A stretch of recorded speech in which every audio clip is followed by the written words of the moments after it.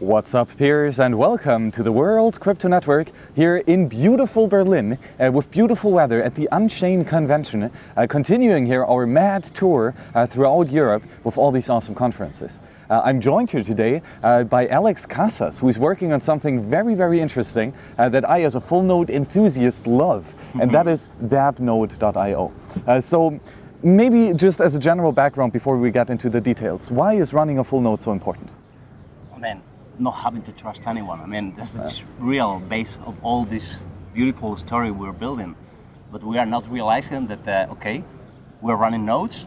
We believe that we don't have to trust anyone, but then a lot of nodes are in third parties' hardware. So it's like, no sense. That was like the beginning, what inspired DappNode. One of the reasons was like, okay, we're building this decentralized world on the shoulders of centralized giants. So it didn't make sense. But when you just dig a bit about the reasons why people are putting their nodes in VPS, it's convenience. I mean, the way and the secret was like to give people, non-technical people even, a convenient way to install, run, and maintain their own nodes. So that mantra of not having to trust anyone is real. And it's not only a beautiful phrase that we all listen in conferences and read once and again and again and again. Yeah, absolutely, right? It's not just, and you bring up two very important points, right? It's one, to verify everything on the consensus level, right? And the second one is to do it on your own hardware, right? Because the cloud is just someone else's computer, and that someone is not trustworthy, and he can censor you, right? So even if you run a censorship-resistant protocol on a censorable hardware, then it doesn't achieve anything, right? So having your own self-hosted server and full node is very important. Yeah. But what hardwares do you suggest? Do you suggest like an old laptop or a Raspberry Pi, or what do you think? I mean, for the concrete needs of the DappNode software, the most important thing is that you have like an SSD disk for being fast enough to cope with the Ethereum chain. There is like the heart of the system now is a Ethereum full node to solve the ENS domains where the packages are hosted. So you need like SSD like 256 is the minimum we recommend, and add on top on your own taste, depending on the chains and the apps you wanna host. And then I have made tests with 4 gigas RAM, and it works. Ideally, it's 8 gigas. So the point here is that you don't need a very big server. I mean, you can get one of those servers, or even you can reuse an old laptop, replace the disk, put an SSD disk, and a laptop that was at your home, like just getting some dust, start to be in use to run. But it's not only about the nodes. I mean, it's like we are in a society now, and we are going to a future in which our lives rely in a great degree in infrastructure, in hardware. Our digital life rely on them. So we really think that it makes sense to have the control of that hardware. I mean, it's bold logical. Otherwise, it's got no sense. It's like we were talking before, it's like we were riding horses and we go to another thing and we made horses with wheels or cars with horse legs. And now we invented the car, but it still has horse legs, as long as we are hosting the nodes in VPS. And also it's not, I mean, I think the problem is not maybe that much the fact to be hosted in VPS, but to be hosted in such big and centralized VPS, because I mean, there's little VPS in a lot of countries that, okay, for convenience, I mean, it's not the same, because as the same as not your key, not your coins, not your hardware, not your node. It's exactly the same. And also in this narrative of this future that is coming with AI and so on, it's like we have, like as humans, we have for the first time in history the need to have like 24/7 computing needs in our homes. Like in the same way that years ago we had it and the personal computer was being introduced slowly in the homes. Now we start having this need because, for example, I want to run a medical AI bot that is analyzing like the medical data from my family that is being thrown by wearables or whatever. I don't want that data to be on the cloud. I mean, I don't mind that the cloud is saying this is confidential, no one has access. I don't have to trust them. I don't want to trust them. I feel much more comfortable as if, as a non-technical user, this is very important. I have the ability to hold my own hardware as a warranty that my data is mine. Not only by wording, no, by the fact the data is here, and this I have it on my living room. I can switch it off, switch it on, reset it. I have the control. I have the full and the ultimate control of the hardware. But at the end of the day, it's what really means together with the internet access. Because it's like we at DappNode, we at first like trying and going to decentralize the hardware layer of the infrastructure. But then once you have that, as long as we are accessing that hardware through centralized ISPs, we still can get censored. Like it, and a very good example was in the Catalonian referendum. They hosted the census for allowing people to vote in IPFS, and they hosted like a web page in IPFS. So because the government shut down like 3 or 4 times the regular website to do that, and you know what it did? They cut the gateway to IPFS in the whole Spain. Wow. They gave the order to the ISPs to not letting anyone in Spain access to IPFS. Wow. So the next step and something that we are like exploring phase is like to get together the DappNodes with mesh networks. So then we can go to a real decentralized world. Yes, absolutely, right. Many great things that you bring up here, and it's right. It's always degrees of centralization and censorship resistance. And yes, the ultimate goal is to self-host everything on your own hardware at your own home. But of course, you can do trade-offs, right? If you don't want to trust AWS, for example, you can trust a more like local peer in your network. For example, I host my personal website and email server and all this on the server of Kato Miner. Right, he does the Nodl IT project, another plug-and-play Lightning or Bitcoin full node, and I trust him, right? And he's a good guy. And then I can use his servers where he can specialize in running the infrastructure, which is not easy, right? And then I still get much more degrees of censorship resistance than if I would use AWS, right? But of course, then your own hardware at your own infrastructure is vitally important. But then, of course, you also bring up here these mesh network and how we can obfuscate or how we can work around internet censorship at the very core level. So you use IPFS for this. Tell me more. How does that work in the context of DappNode? Now we use IPFS. For example, every package that you can download and install with a DappNode is hosted in IPFS. It's got like a Docker package, Docker image, and a manifest. The manifest is just a JSON file that contains like the basic information of the package, the ports that needs to be opened, description, dependencies, all that, and the hash of the image. So when you write an IPFS hash in the installer section, what is happening in behind is that the system is gonna go to that IPFS hash to say, hey, give me this package and install it. So it's like a way of decentralizing the installation process, like we're using the Aragon package manager to publish the packages, and not only our own packages in the DappNode.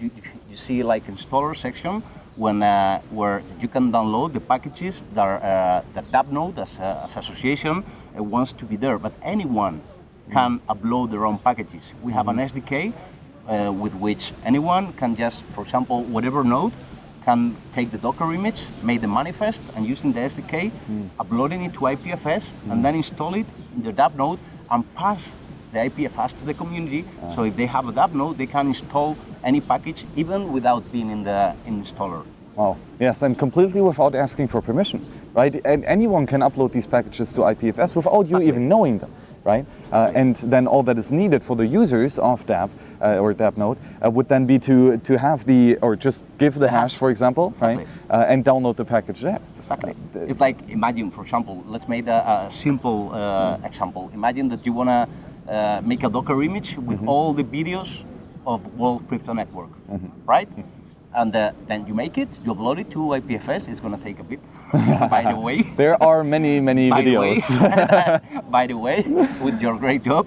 But then you distribute that hash between your community, and people just with using that hash in the installer section can download that package and have in their in their DappNode the whole collection. And I'm saying that the videos are saying whatever thing, because it's like we are also like working like to build like trusted networks of different DappNodes that can be like somehow federated. So for example, I can store a copy of my personal photos encrypted in your DappNode, and maybe for free if we are friends, or maybe paying you a little incentive. So it's like, in some way, it's like reversing the cloud model. So it's like we have like big sets of hardware controlled by concentrations of capital that get all the returns of the value creation that infrastructure is doing. And at the end of the day, we're giving them our data and our money. So the reversion would be like slicing all that big hardware, so everyone has a little piece of hardware at home, and all that services that are provided, like for example, this is secure storing of photos, documents, or whatever, can be like built on top of a trusted network of DappNodes that are like federated themselves.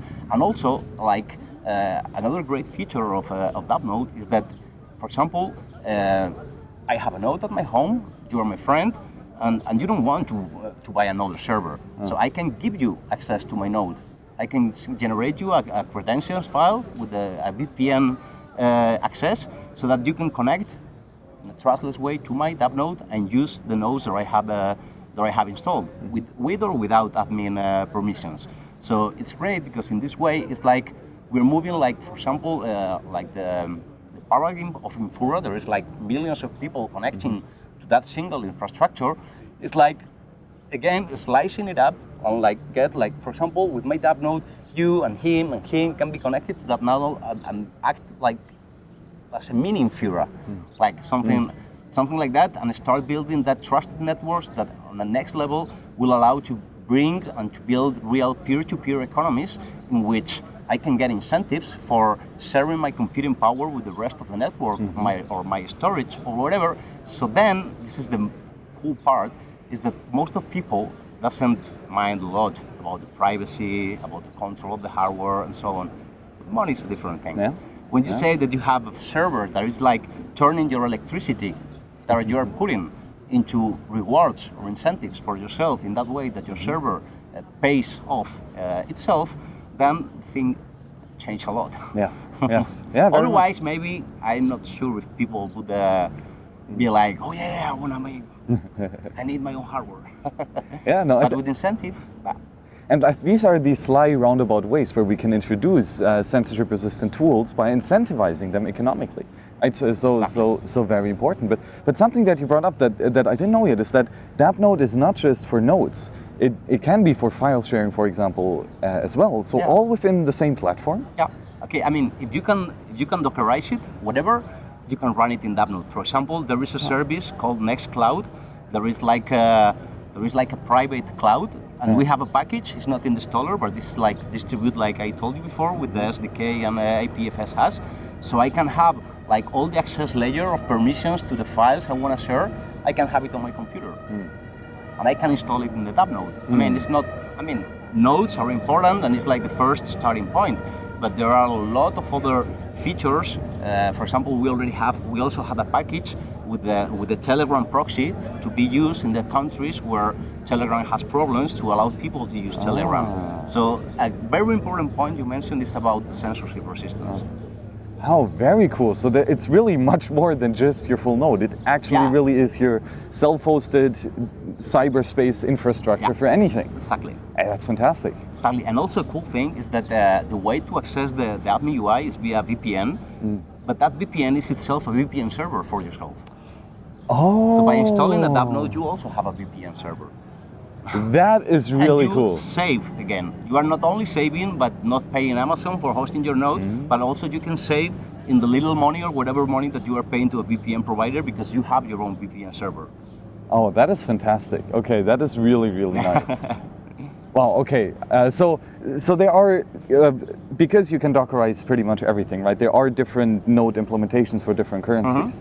So currently, what is like the minimum infrastructure that you need? You mentioned it's based on Ethereum nodes. So what is that? I mean, it's the first when you when you install DappNode, there are several core packages that made up the system, like IPFS, the VPN, the admin UI, the parity client, and as we're using ENS domains to solve the packages and to look in IPFS, to download, you need the Ethereum full node.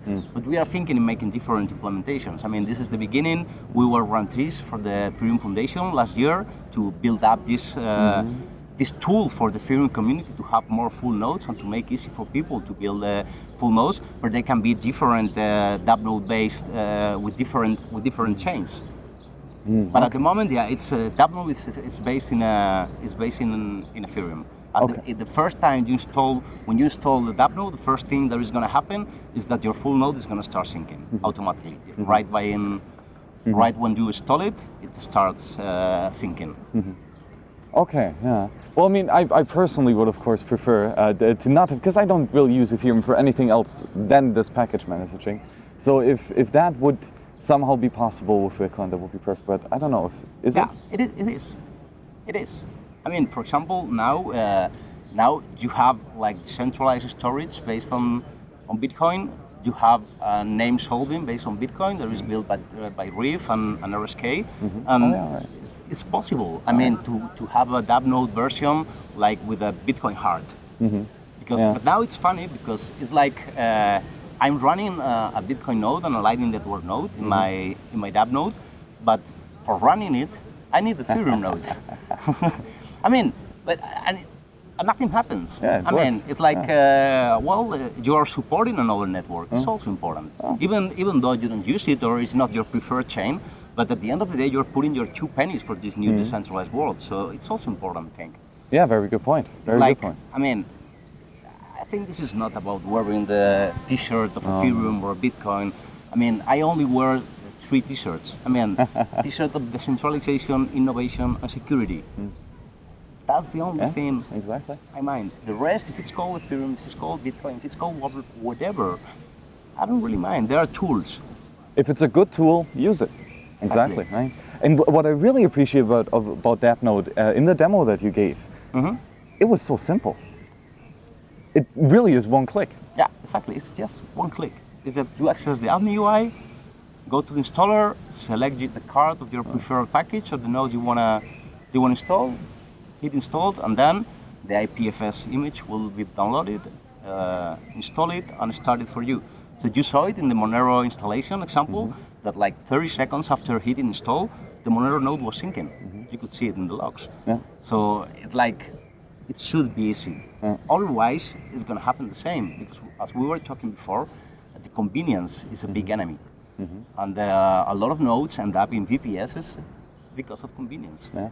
Because if it's not very, if it's hard to maintain, I have to build the hardware, be worried about it. I put my node in Amazon, whatever, and it's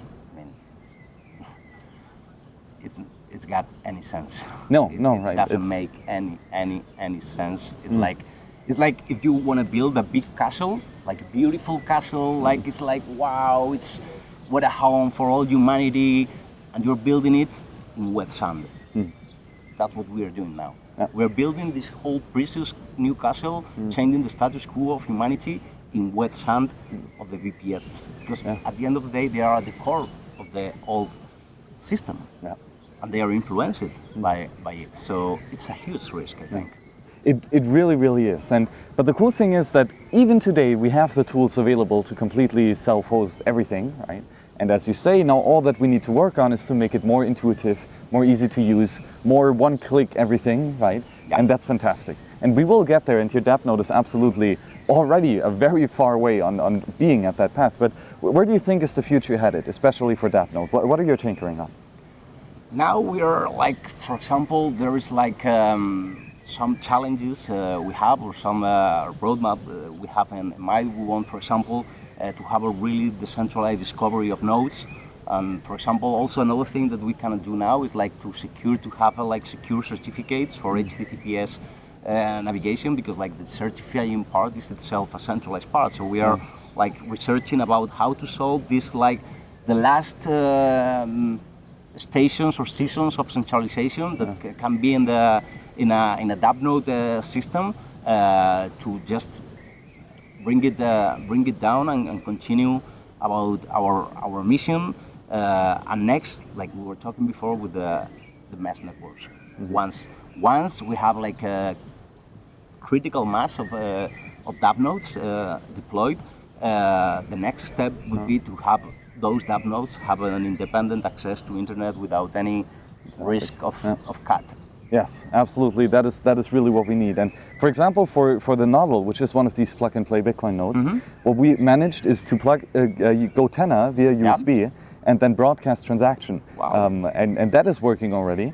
And also Grubel's employee or worker at Blockstream, and he figured out how to connect the Blockstream satellite, right? That beams the Bitcoin blocks from space, and the receiver software can also run on the same hardware as the Nodl. So with this here, we already have the hardware in like a small one little box to host all of the Bitcoin nodes and to connect it via GoTennas and via satellite dishes. So the hardware is here. Right? And now, again, we need the one-clicky install of the software so that everything works out. But we're getting there, right? Yeah, I think we are at DappNode, the team are quite excited because we see it progressing. We see like there is like people doing great job with the mesh networks and transaction propagation without internet or even electricity. The guys from Locha in Venezuela, I think they are doing something with Blockstream too. I think I don't know. I'm not sure, but. I think they were like making some tests and making the first transactions in Venezuela without anything.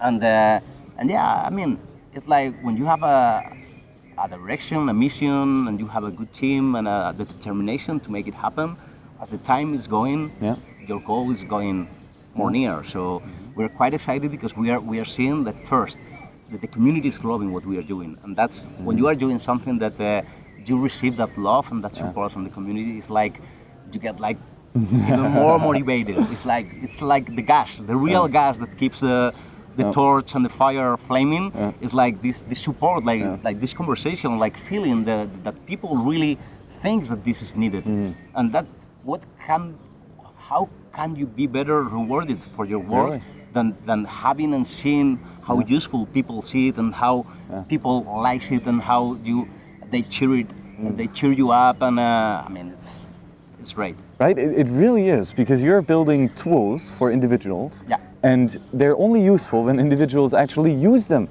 to solve problems, right? And then to get the feedback that there are actually problems that these individuals have, and that they use your tools and that they actually fix the problem.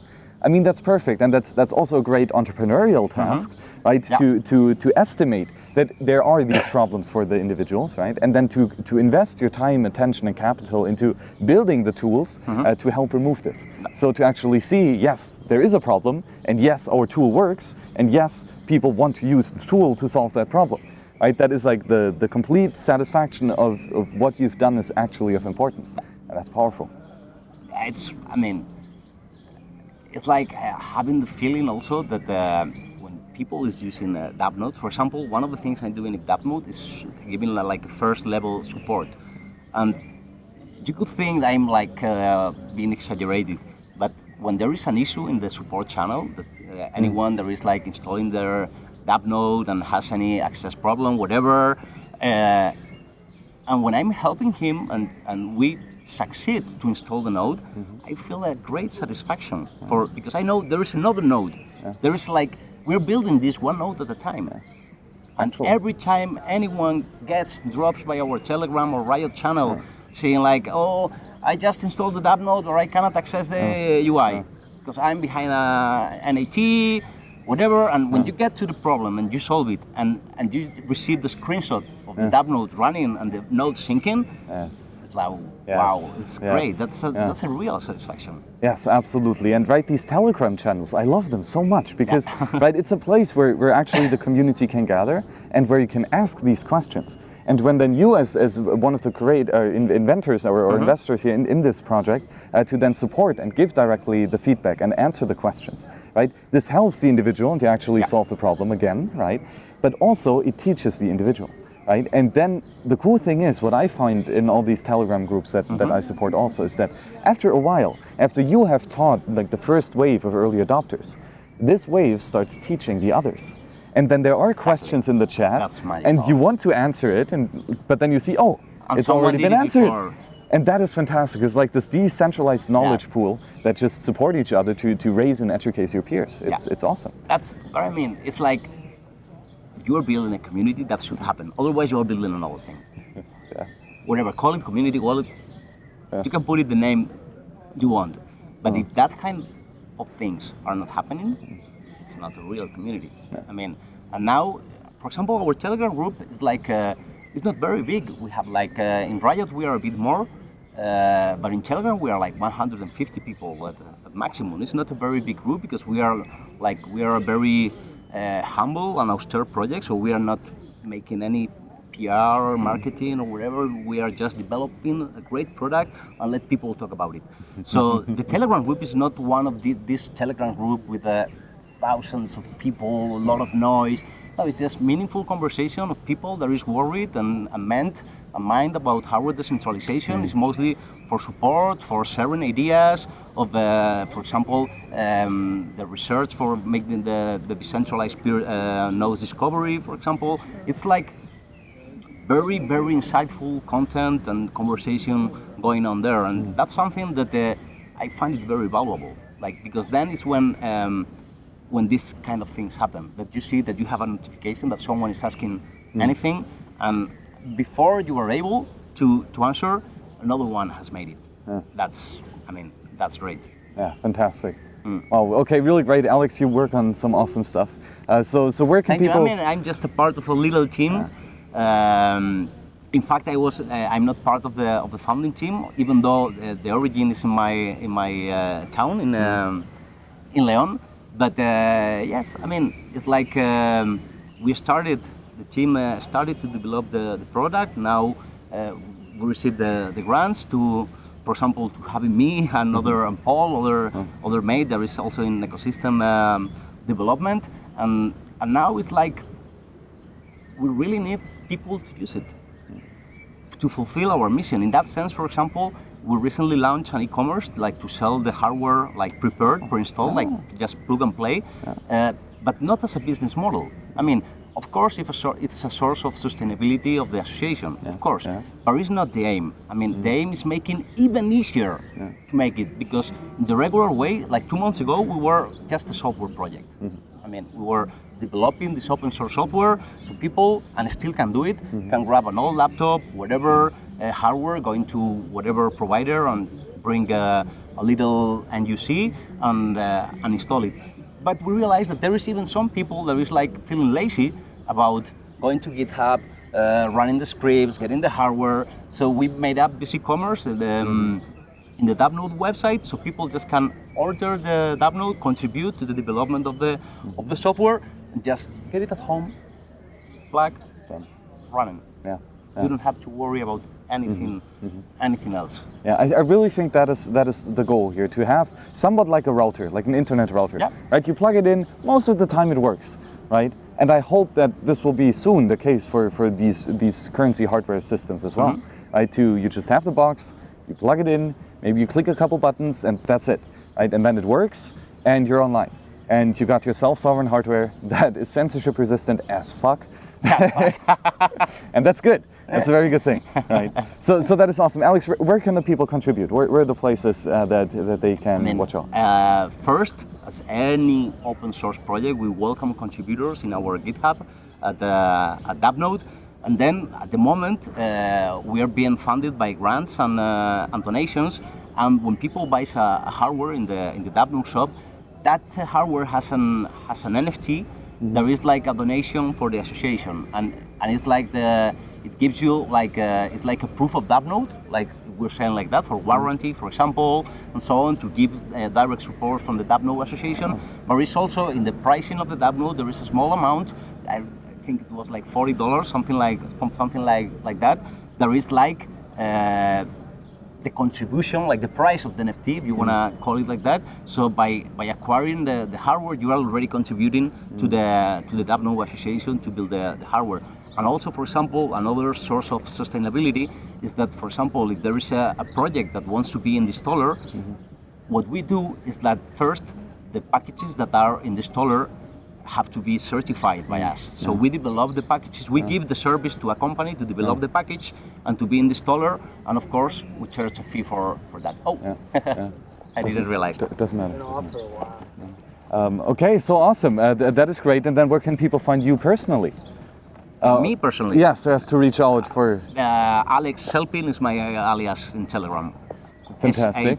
SHELPN. Perfect. And the Telegram channel of the support group, what's that? DappNode. Just DappNode. Just write DappNode in Telegram and you'll be there. Perfect. Fantastic. Okay, Alex, thank you very, very much for the conversation. You're working on some awesome stuff. Thanks to you. Yes. So, Thanks to you, and congrats, because I have enjoyed a lot of your videos. It's like you are one of the most antique YouTube channels. Now there is a lot of YouTubers. I mean, but the original gurus are not that much, and you are definitely one of them. So I think, like me, when people were approaching this world, a lot of people have learned a lot with your content. So that's something also very important, something to really thank, guys. Well, thank you very much. And hopefully we can get a couple DappNode videos with like demos and everything on the WCM. That would be fantastic. Yeah, for sure. Perfect. Okay, then let's keep in touch. I can prepare, like, for example, the lightning installation. Yes. Yes. Fantastic. Fantastic. Okay, Piers, thank you very much for joining us here today at the Unchained Convention in Berlin with the beautiful weather here at the Spree. Fantastic location. So thank you very much for joining us, and see you on the next show. Bye-bye. Bye. Yeah, but audio's good enough. Perfect. Thank you very much. Thanks to you guys. Yeah. Thanks a lot. It's a honor for DappNode to be involved with the